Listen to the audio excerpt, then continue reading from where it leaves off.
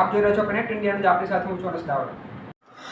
હવામાન વિભાગની આગાહી મુજબ ગોધરા શહેરમાં મોડી રાતથી જ ધોધમાર વરસાદ વરસી રહ્યો છે। ધોધમાર વરસાદને પગલે ઠેર ઠેર વરસાદી પાણી ભરાયા છે। ભારે વરસાદને પગલે મેસરી નદીનો ચેકડેમ ઓવરફ્લો થતાં નદી બે કાંઠે વહેવા લાગી છે। બીજી તરફ સતત વરસી રહેલ વરસાદને પગલે શહેરના ખાડી ફળિયા વિસ્તારના અનેક ઘરોમાં પાણી ઘૂસી ગયા છે, જેને લઈ ફિરદૌસ હાજી કોઠી દ્વારા આ વિસ્તારની મુલાકાત લેવામાં આવી હતી। જ્યારે દાહોદ રોડ ડીમાર્ટ મોલ પાસે પાર્ક કરેલી એક ટ્રક ઉપર એક વૃક્ષ રહી થતાં એક તરફનો વાહન વ્યવહાર બંધ કરવામાં આવ્યો હતો। બીજી તરફ વાત કરીએ તો સિંગલ ફળિયા રોડ ઉપર એક વૃક્ષ વીજ વાયર ઉપર પડતા વીજ પુરવઠો ખોરવાઈ ગયો હતો। સ્થાનિક યુવાનો અને વીજ કર્મીઓ દ્વારા યુદ્ધના ધોરણે વૃક્ષ હટાવવાની કામગીરી હાથ ધરવામાં આવી છે।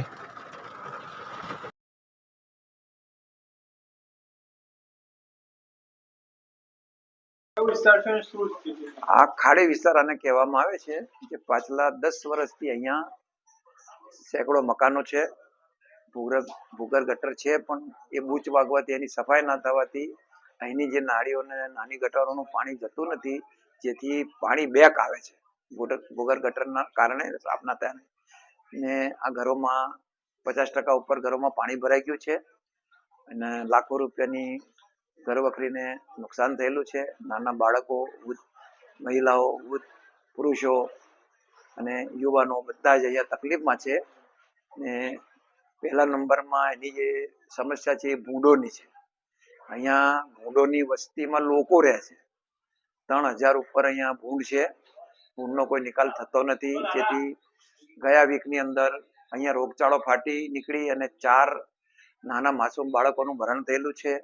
અમારી ધ્યાન પર આવતા અમે તાત્કાલિક ફરતું દવાખાનું મેડિકલ ટીમ મોકલી અને બધાની નિઃશુલ્ક સેવા અમે કરી અને હાલ બી અમારી કામગીરી ચાલુ જ છે। તો પ્રશાસનને મારી અપીલ છે કે તાત્કાલિક ભૂંડોનો અહીંયાથી નિકાલ કરવામાં આવે। અહીં માનવ વસ્તી છે, ભૂંડોની વસ્તી અહીંથી હટાવવામાં આવે, કારણ કે માનવ વસ્તી તો હટે નહીં, ભૂંડોની જ વસ્તીને હટાવવી પડશે। તો તાત્કાલિક અમલથી